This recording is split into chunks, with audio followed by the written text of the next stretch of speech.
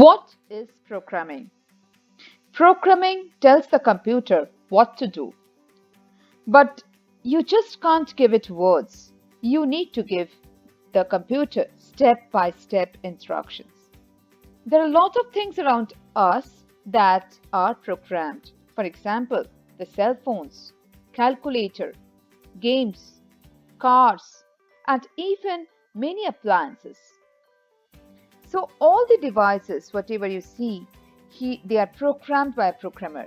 The programmer programs how they work, and the information appears on the screen, how it deals with the information and what it can do. All programming languages follow the IPO cycle. I stands for input.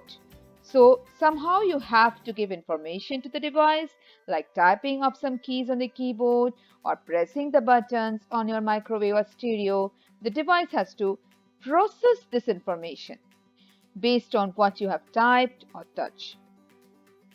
And finally, you get the output.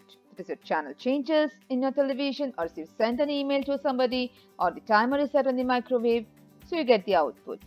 All of these commands, all of these actions, all of these processes were programmed.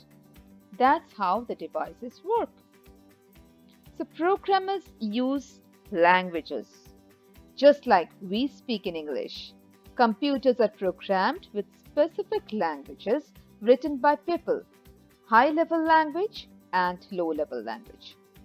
The high-level means that the words are very close to English. Commands are short and simple, but they make sense. On the other hand, the low-level languages are the computer level, the languages that is really understood by the computer.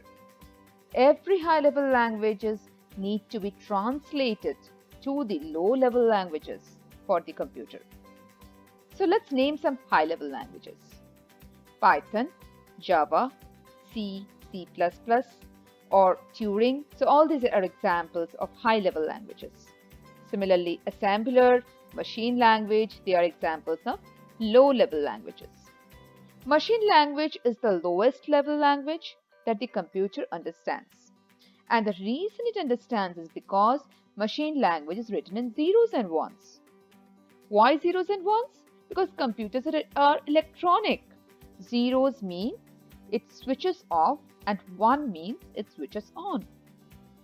So every high-level languages we program in has to be translated into a combination of zeros and ones, so the computers can access to your code. This is how the computers work.